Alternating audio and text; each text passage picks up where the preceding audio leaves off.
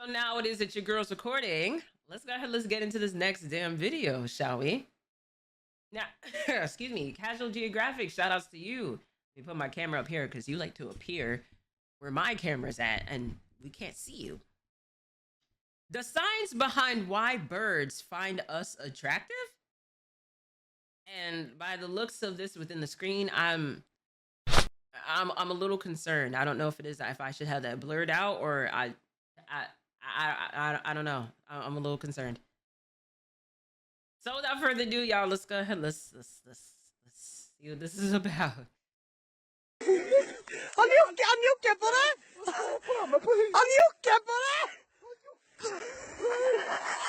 How does this keep happening? All you did was go bird watching with your friends to hopefully learn more about the world around you. Instead, all you've learned is that life, not unlike this bird, comes at you fast. That's how you end up with an aggressive cock on your back. And yeah. Oh my. We're starting out with something crazy. Okay. Yes, that is this Chernobyl pigeon's other name. He's not the only victim. There's an uncomfortably extensive history of birds of every feather trying to make two beasts with one back together, with humans, including the biggest birds currently walking the earth. The rabbit hole of illicit avian liaisons goes way deeper than even I was expecting, and if I had a nickel for every time a bird tried to make a man his wife, that amounts to more sense than a man that just sits there and lets it happen. What you're gonna learn is the chance a down bad dinosaur tries to force you to crash cloaca is low, but it's far from zero. But sometimes it's not the bird's fault. Parrots are a lot like us. They're highly intelligent, they can talk, and they have erogenous zones just like humans. Think of the Seven scene from Friends. The problem is, if you pet them the wrong way, they will feel some type of way. It's been said that you should only ever pet your parrot above the neck. The beak, the cheeks, the top of the head are all okay. The wings, the back, the belly, and the chest should be avoided since those are spots only their mate in the wild would touch. Not only can touching them turn you into your parrot's mate in their eyes, you can also trigger hormonal imbalances along with behavioral issues like biting, screaming, feather plucking, excessive self-service, and even self-mutilation. In fact, in some cockatoos, it can even cause cloaca What? Casual.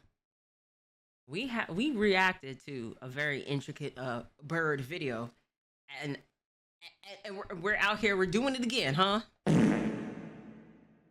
There's some things about birds that I don't need to know other than the fact that it should be depulucked and put in as a rotisserie bird, okay? Or made into some Popeyes or something. Like what we doing?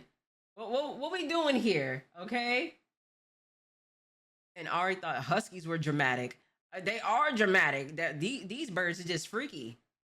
prolapse. Don't Google that. It goes beyond just leading a bird on. Starting its engine with no destination can be a blight on their health. In the words of Deadpool, they're about 80% G-spot, and they will let you know about it, and if it's not by hip thrusting your head, it's in the form of regurgitating in your ear to show their affection. In this case, it's not the bird's fault. In fact, there was one creator who went out of her way to repeatedly touch up her parrot because she thought it was funny. The whole time she was getting molested with an overachieving reptile. But there is one parrot that needs absolutely no help getting excited by humans. And you'd think this struggle parrot would pass after already getting railed by evolution. The kakapo is an indictment against all birds. It's a Kiwi muppet with wings too short to soar and body too fat for flight, and they're a keel and the breastbone shy being able to fly. The kakapo also regularly forgets that they forgot how to fly, with researchers witnessing startled kakapos run up a tree and jump, only to remember gravity and faceplant on the ground. They also only breed once every 2 to 3 summers, and mothers have been known to accidentally crush eggs in the process. Safe to say the underachieving avocado chicken has nothing positive going for it. Or at least they did until humans introduced unnatural predators to their homeland. The result is that today, there's currently 240 green dodos alive and living in a few tightly controlled islands of New Zealand.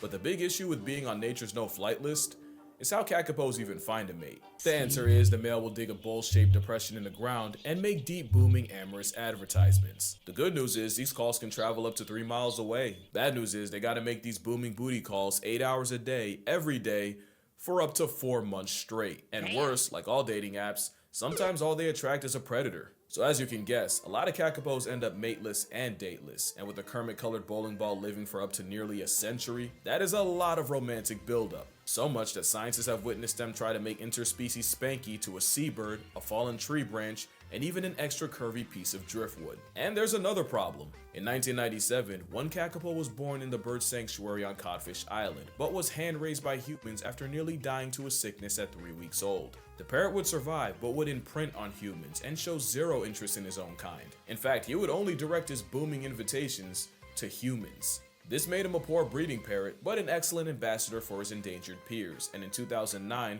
zoologist Mark Carradine would visit Codfish Island to help shed some light on the species. In response, Sirocco the kakapo would proceed to violently mate with the back of Mark's head, a moment that immortalized both of them. Yes, that's where the shagged by... Oh my god. And you just see that bird just having a time.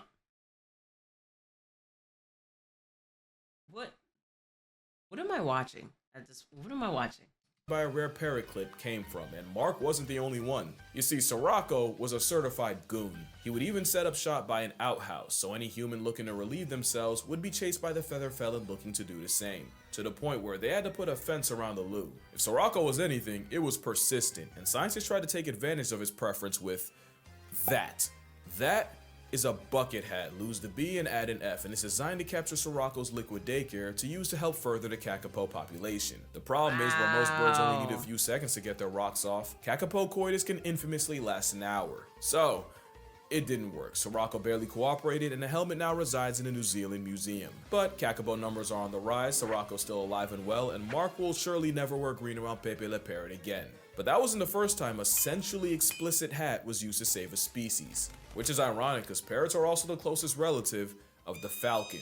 And in the 70s, the peregrine falcon nearly got wiped out in America thanks to the widespread use of the infamous pesticide DDT. This chemical would thin the eggshells of the falcon, making them brittle enough to break when the parents would sit on them. The peregrine population would nearly flatline from about 4,000 breeding pairs down to only 324. That was until falconer Les Boyd had an idea. Human-raised falcons also become imprinted on humans, often with familiar consequences. So he came up with a bucket hat designed to collect the falcon's fetal broth for breeding purposes. But it wasn't as simple as just putting on a hat. There's a process. First, you have to wear the exact same clothes, including the hat, every time the falcon sees you, so it can get used to your outfit. Then you'd really have to get in your bag by mimicking the female falcon's vocalizations and even bobbing and bowing your upper body like a she-bird would. You'll know the falcon's catching feelings when he starts doing ledge displays and delivering food to you, which, of course, you have to accept. Eventually, time comes to collect, and that involves a male falcon flying past your head multiple times until eventually landing on your hat and proceeding to make love to your headwear. But there is no one and done. You'd have to repeat the falcon fornication process 2 to 3 times a day for up to 3 months straight. And remember, falcons are monogamous, so you're committing to a lifetime of skull bashing. Boyd's work wouldn't go wasted, as today, there's over 3,000 pairs of breeding peregrines in America, and most wild falcons in the US are descended from those captive, potentially hat-humping birds of prey. And you can thank the dedication of those falcon enthusiasts, so hats off to them, figuratively.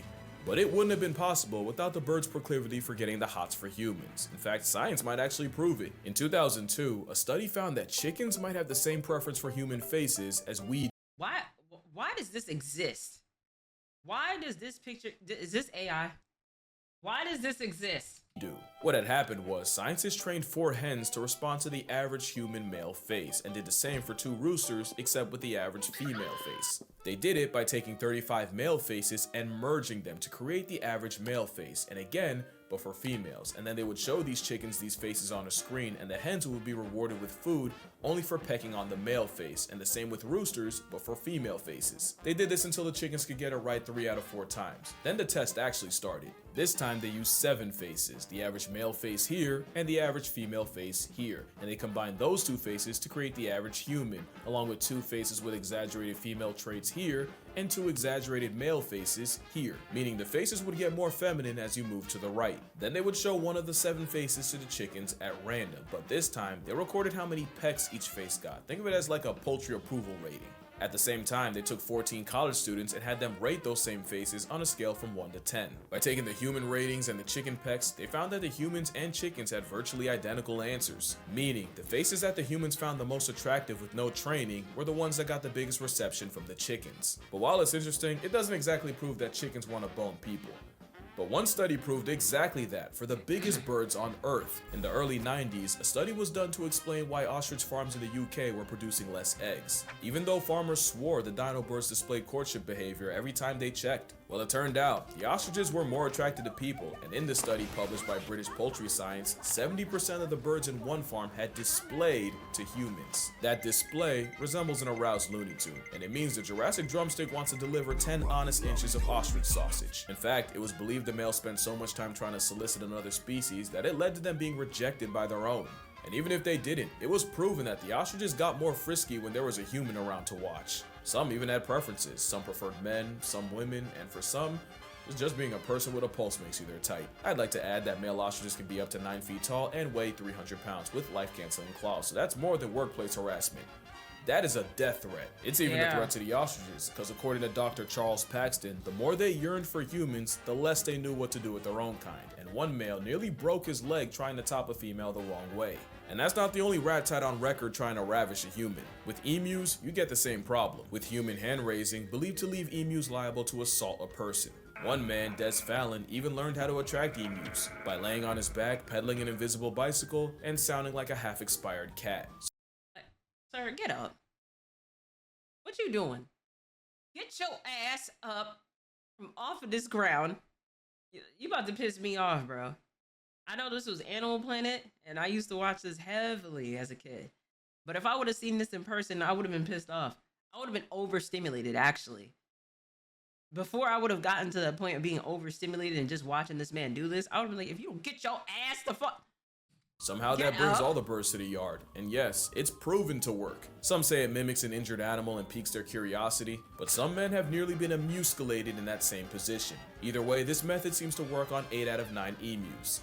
Buddy in the back wasn't having it. But there might be another explanation, one that could be a personal problem for me. There's another theory that says emus are attracted to blacks and blues, and it's because when emus are romantically open for business, the skin below their eyes and on their necks turn a bright blue. Also, the males are the prize, because in emu culture, the females court the guys. Well, my favorite color is blue, and I wear black every day of my life, if you know what I mean. So it's possible the combination could make me look like a receptive female, which could be a problem since emus will make moves on humans even if they already have a mate. So while it's rare, the chances an amorous Australian outback turkey turns you out isn't zero. Speaking of turkey, I was once told by a hunter friend that you never want to wear bright colors like red, white, or blue, and I thought it was because you might get the attention of a gobbler. Turns out it's so you don't accidentally get Pat Tillman by a fellow hunter. But turkeys are also on morally questionable timing. Martin Sheen and Edgar Hall of Penn State conducted an experiment where they took a taxidermied female turkey to see how many features they could remove before the males rejected it. Well, they removed the tail, the feet, the wings, all until there was just a disembodied head. That didn't stop them. And it turns out the gobblers preferred a bodiless head over a headless body, and it's believed it's because the head is the only thing the male sees after they mount a female, literally because their fat, pudgy body blocks the rest. So basically, no head is a no-go, but the whole bird attraction thing might just be a matter of visual cues. The penguin is a great example, and another bird with highly questionable mating behavior. So much that Dr. George Levick's studies from spending an entire breeding cycle around Delhi penguins was vaulted for nearly a century for how traumatizing the things he witnessed were. But on a wholesome note, it's believed that because penguins have no natural land predators, they're not only fearless around humans, they see us as bigger, awkward penguins. And it's half true. They have to worry about aerial assaults from skuas and petrels, and in the water they're a leopard seal luncheon. Now, this doesn't apply to all penguins. The Antarctica waddlers are definitely bolder from living in a freeze-dried desert, but it's very possible for penguins to form attachments to humans. Like this famous video of Cookie the blue penguin cuddling up to people and laughing while doing it. It's adorable. Okay, that's cute. Yeah, I'm really sorry to do this to you. That penguin is 100% trying to mate with that man's hand in a couple seconds, and it would have been cookies and cream. So a penguin excited to see you is most likely... Oh, wow.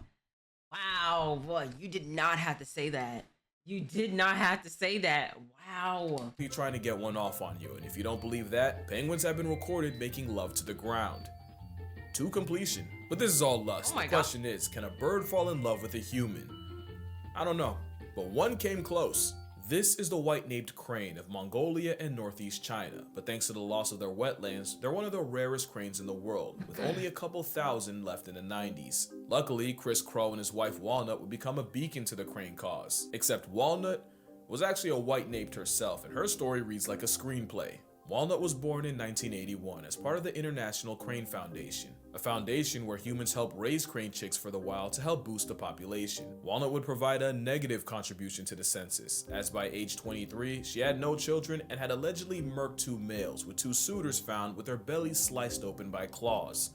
Allegedly. The theory is, some crane chicks wake up choosing siblicide and try to kill each other and have to be removed and separated, and it's believed that this was the case with Walnut, and all that isolation around just humans meant she imprinted on humans. But this also meant that Walnut would be condemned to live a life alone, with no chance at ever having children. Well, that was until the crane met a crow. Chris Crow had worked with California Condor and wolf reintroduction programs, but in 2003, he landed in Patuxent, where his job was to raise the world's rarest crane, the whooping crane. But the whooping crane work was only seasonal, so when he was eventually offered a full-time crane keeping position at the Smithsonian Conservation Biology Institute, he took it. And his first avian assignment was a genetically valuable crane that was born in Wisconsin, transferred to Denver, then Cincinnati, and finally in 2004, the Smithsonian. That's when Chris Crow met a crane named Walnut. Like a true tsundere, Walnut gave Crow zero love, growling at him and flashing territorial displays at him like a full-body middle finger. But Crow also noticed that Walnut would go out of her way to ignore attention from other males, so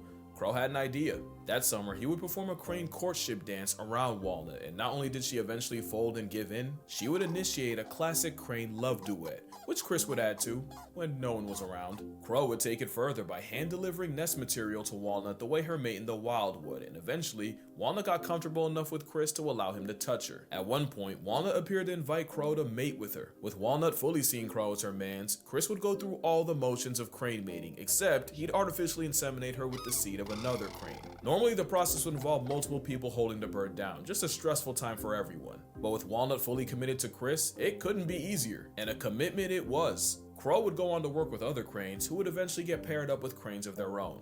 But not Walnut, she was his. And cranes can live for 60+ years, and losing a mate can be physically and mentally damaging, so Chris knew he was in it for the long haul. Even when Walnut was no longer part of the breeding program, Chris would still dance with her and would even help her incubate her unfertilized eggs. Walnut would pass away January 2nd, 2024 at the age of 42, leaving behind 8 children, and of course Chris. She didn't just contribute children, her story brought eyes to the plight of the white-naped crane, who today number in the mid-6,000s. But none will ever be as special to Chris than the one named Walnut.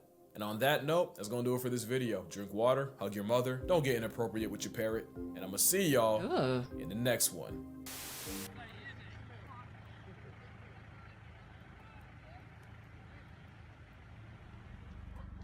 Everybody around here's got one. See, I don't want to say too soon that, oh, it's cute, and then they just start waddling on the nigga like shoe or hand or something like that. I don't want to say, I don't want to say that too soon. You know, like there's been a lot of things that I have to unsee now that like we reacted to it. But the Casual Geographic, shout outs to you. Thank you so much for the video. I appreciate that.